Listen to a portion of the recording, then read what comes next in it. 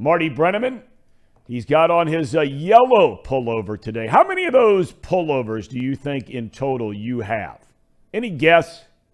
You walk into the closet, is there like 40 of them against a wall in the closet or something? To begin with, you got to get a more expensive television or monitor. This is white as a driven snow. It's not yellow. Does it look white to you guys? I mean, I see now. Obviously, you're working with cheap equipment. This is white. And I would hesitate to say how many I have. And it's a fluid thing because I'm constantly adding to it. Either I'm buying something or Amanda's buying something. So I just like them, and I can pretty much wear them almost year-round, whether it's with the exception of the summertime, obviously. But I don't know that. Do I come on this program to talk about what I wear? Well, I mean, there are a lot of people that have comments in our chat about your attire, and they bring it up all the time. Most of them are probably not very good. Randy says that one used to be white. Who said that? Randy. Randy said, Marty, that used to be white. He said, your son's got a white and blue shirt on, and next to you in the monitor, that looks as yellow. Guys, am I wrong on this? No, you're not wrong. That looks yellow. It's an eggshell white, okay? So you discount the possibility that you work with cheap equipment. Well, we're getting it from your computer or your phone, whatever it is. I mean, I don't know what to tell you. Hey, listen, I want to ask you a little bit about the Reds now. Everybody's reported into camp.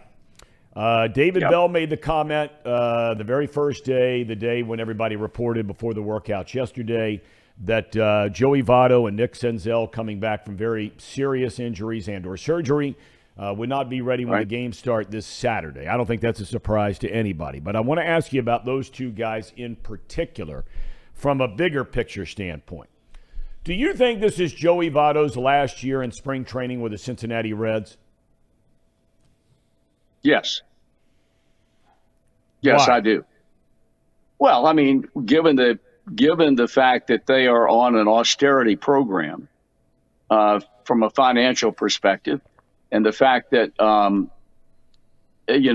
he's got an option after this year, and there's a buyout, I think, of $7 million to have him walk, and the run of years in a Reds uniform would be over with, and what it would cost them to sign him.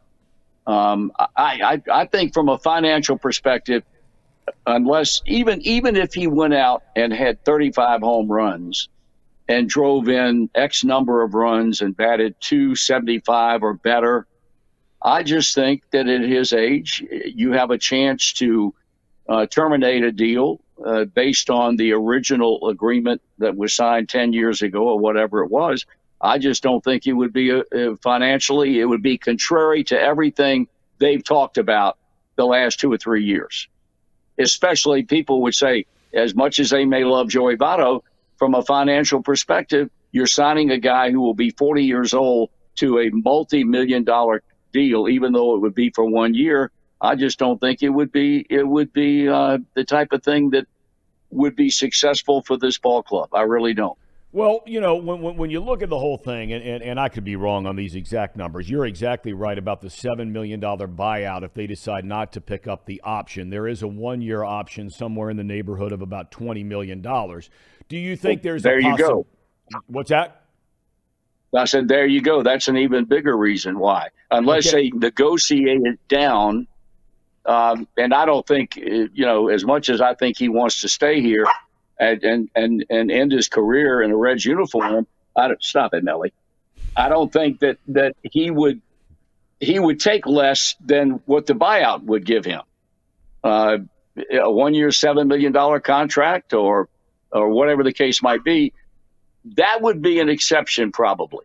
Yeah. But that's all on the assumption that he has a good year this year. And I don't think, quite honestly, there's any guarantee that that's going to happen. Would we be surprised if it happened? Knowing him, I would say no, we would not be surprised. But you have to consider, he's been very hurt the last 2 or 3 years. He is, as I said, I think he's 39 years old now. I just don't see where it would be a viable situation unless they would have sit down with him based on having the kind of year that would give them pause and think about bringing him back. They were able to sit down and negotiate a better deal than $20 million for 2024. All right, I want to ask you this, because you were extremely reluctant when you had made the decision that you were going to retire.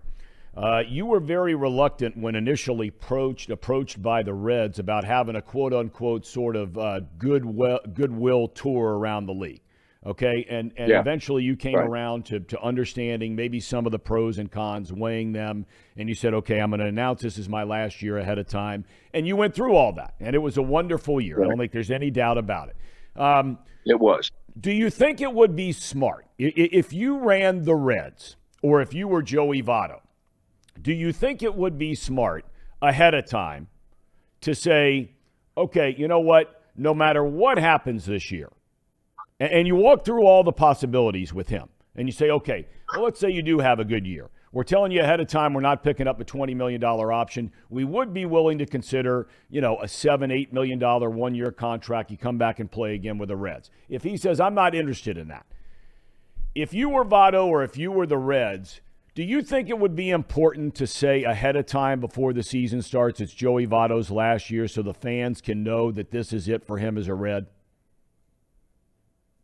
Well, yeah, I would say on the surface it would be a great idea. But then you have to sit down with him, obviously, and find out what his intentions are beyond 2023. And I think there would be a lot of either or involved in that from Joey's perspective. I think if Joey, they sat down in a situation like that and say, what's your thinking? And Joey might say, and this is all speculation, well, if I have a terrible year or a year that doesn't meet the standards that I feel like I've set through all the seasons I've been with this club, then I would consider retiring. But if I had a good year, then there's no way I would retire. Well, you can't operate under the situation that you're talking about because there is that speculation. There is that question mark. If he has a bad year, it's a great idea. If he has a good year, then there's no sense in having the kind of year you're talking about because he's going to play again or want to play again. I don't see how that is a workable solution unless Joey privately has made up his mind that 2023 will be his last year no matter what. And I don't think that's in his mind at all. Nothing that based on the things that he has said about his career going forward, I don't think that would even work.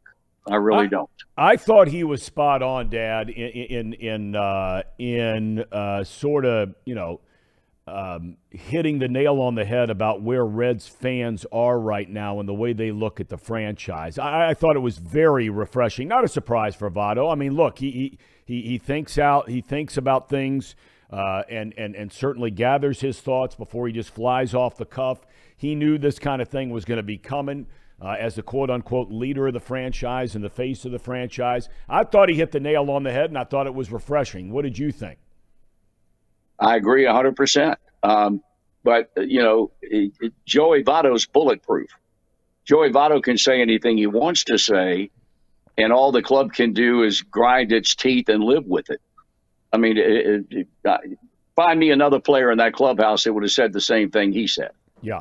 Because those guys aren't bulletproof. Most of them are young guys trying to make their mark in the big leagues, and they got more important things to worry about than whether or not the fans are supportive or the fans have turned against this club. Everything he said was refreshingly accurate, and God bless him for being able to say it and being the guy that's the most notable guy in that clubhouse. But I mean, so what he said was refreshing. So what? So what does it accomplish? Him saying, "Tell me that." Well, the only thing I would say is I think it says to the fans that you've got somebody who plays for the franchise, is putting on the uniform every day, that he gets it, if for lack of a better term. Does that make sense? Yeah, that makes sense. But he's 1/26 of the equation. And as fine a player as he's been throughout his career, he's a guy that has a question mark over his head. even being ready to play when the season starts, along with, as you said earlier, Nick Senzel. I think probably people respect the fact that he said what he said because they are saying, he essentially said what we've all felt. But once it's been said, once it's been publicized, it's over and done with. It's certainly not going to change any plan that this club has under Nick Kroll moving forward with the young players and hoping that they mature fairly quickly to make them a better ball club. But Joey has, I'm sure, expressed the opinion of a lot of people that have suffered through some bad seasons of late. Do you foresee him, and again, I know you don't have a crystal ball here, but I'm just curious your thoughts. Do you foresee him doing, say, what Albert Pujols did? So last year was the last year Pujols' monster deal signed the exact same offseason as Votto's deal was signed, where they both signed 10-year contracts.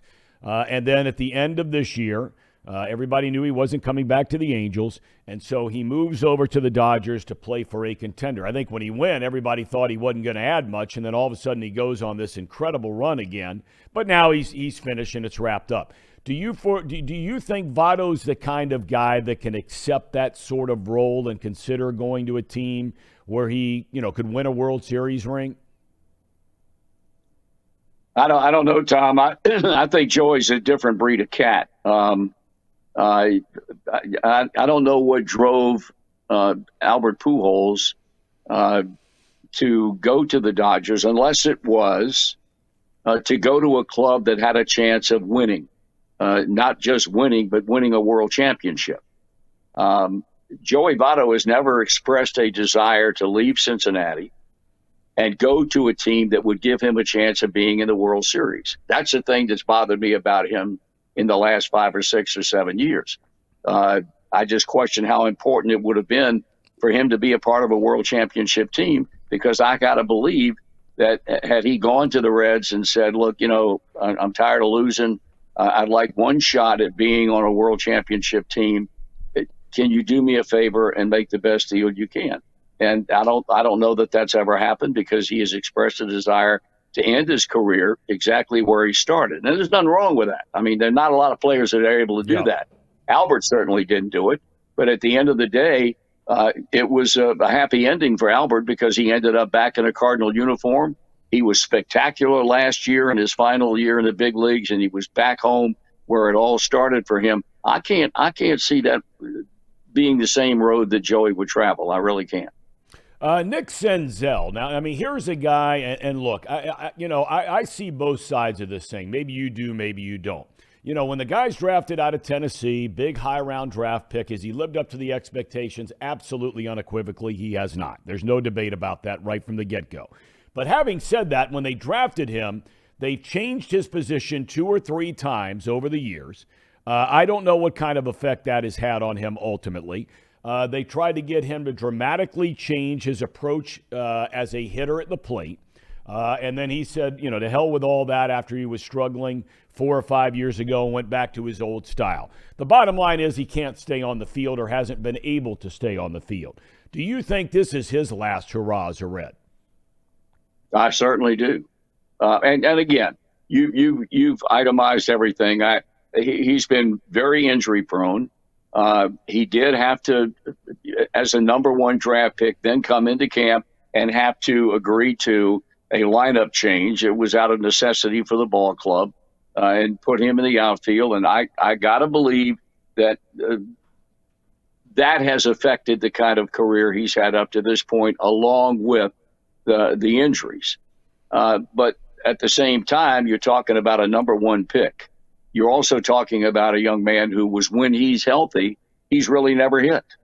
Now, based on what you hear and read, he spent the offseason making some changes in his offensive approach at the plate. Time will tell whether or not that is something that can radically turn his situation around, and he can begin to perform like you would expect a number 1 draft pick to perform. I think it's a crapshoot right now, and I think that no one knows it better than Nick does. Yeah. I don't think he needs to be told the position he's in and how the patience of a big league club, having drafted a number one draft pick who has not turned out for whatever the reason, the way they had expected him to turn out from a productivity standpoint. He knows that this is a very, very important season for him. And I mean, here's a kid that won't be ready for spring training to begin. As far as the games are concerned, it would be nice to have him healthy and in the lineup as quickly as they can. And they may be dealing with him the same way that they apparently are dealing with Joey when David Bell made the comment that Joey will come to me and let me know when he's ready to play. Yeah. And maybe that's the same situation that they're dealing with relative to Nick Senzel. But this is a big year for him. He could very well find himself in a different uniform in 2024 if this year is a repeat of what we have seen all too many times already since he came out of the University of Tennessee. All right, I got two more things for you. Number one, Chris Sabo. He's joining us today for our big interview coming up later today. You know, you go back and you look at this guy, and the Reds take him out of the University of Michigan. He's in the minor leagues. He was already a little bit of an older player because he was a college guy playing with Barry at Michigan, and then he's in the minor leagues for 5 years. And then all of a sudden in 88, you know, he gets a chance to win the job at third base, and he becomes a Rookie of the Year. Nobody saw that coming, right? No, nobody did. I mean, when they talked about Rookie of the Year candidates, I don't know that Chris Sabo's name was even mentioned, quite honestly. But he won the award. And then he was a star in the World Series in 1990, you know, when he hit the 2 home runs in Game 3 off Mike Moore out in Oakland. The guy had a good career. He really did. And I was on the one leg of the caravan with him last month, and an absolutely delightful guy to be around. I'm not kidding you. He's funny. He's interesting to talk to. He's just the kind of guy that you enjoy sitting around, has opinions about a lot of things that are well-founded. And I thoroughly enjoy being with you. He was not an easy guy to know when he played. He didn't have a whole lot to say. I don't know what kind of sense of humor he had then, because it's not that he was nasty. If you talk to him, he'd be very polite. And he and I used to talk about his dad, who is no longer with us, but was an outstanding amateur golfer in the state of Michigan, one of the best amateur players in the entire state. And that's where I think Chris got his love for the game of golf. And Chris is probably a better player today than his dad ever dreamed about being. And his old man was a good player. But he is really a fun guy to be around. I enjoyed the time I spent with him. And I think he will provide for you and the people watching this program today a very interesting interview, because he really is a neat guy that I think in many ways would surprise a lot of people, remembering how reserved he was when he played in the big leagues back in the 80s and into the 90s. All right, last thing I'm going to ask you about. I heard somebody make the comment on the radio the other day that they could care less about North Carolina basketball except for Marty Brennaman's tweets that go out after your beloved Tar Heels continue to lay egg after egg after egg and now are very much in jeopardy of not making the NCAA tournament after being preseason number 1. Where are you with the Carolina Tar Heels? They're playing Notre Dame tonight. Where are you? Well, they could get beat tonight. Playing at South Bend, I think they've got to run the table now in the final 4 games that they've got, which will not be an easy task considering the way they play. And then they've got to win a game or so in the ACC tournament to get back on the wagon again. I don't think it's ever happened where a team that was ranked preseason number 1 failed to make the NCAA tournament. Never has, no. And the same problems have existed with an exception or two the entire season. I mean, and I think that Hubert Davis and his coaching staff has to be included, along with the inability of the team as a whole to shoot.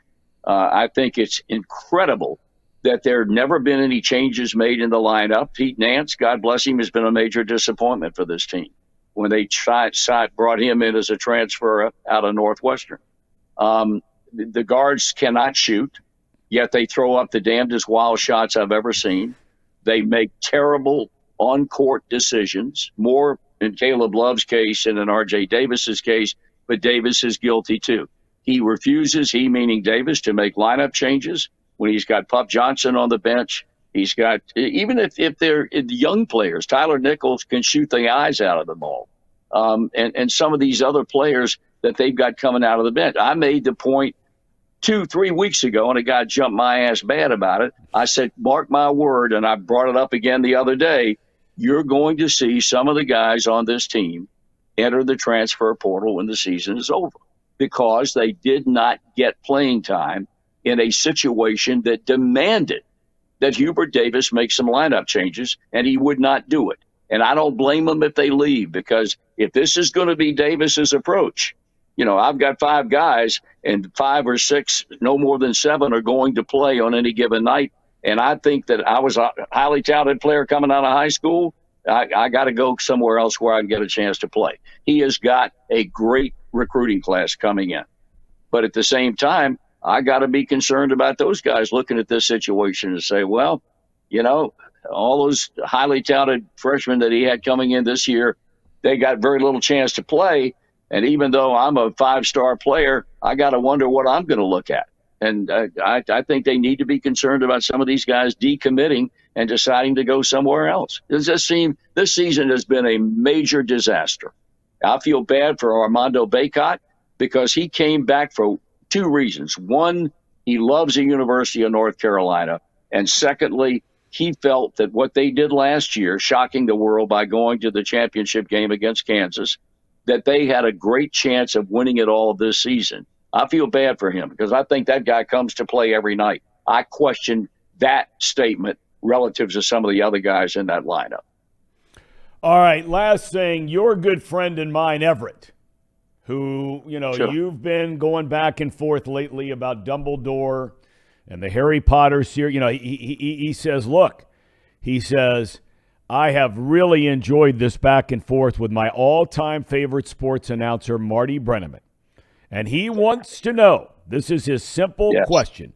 He wants to know, do you have a favorite book or series from, the whole Harry Potter series? Is there a favorite particular book of all of them?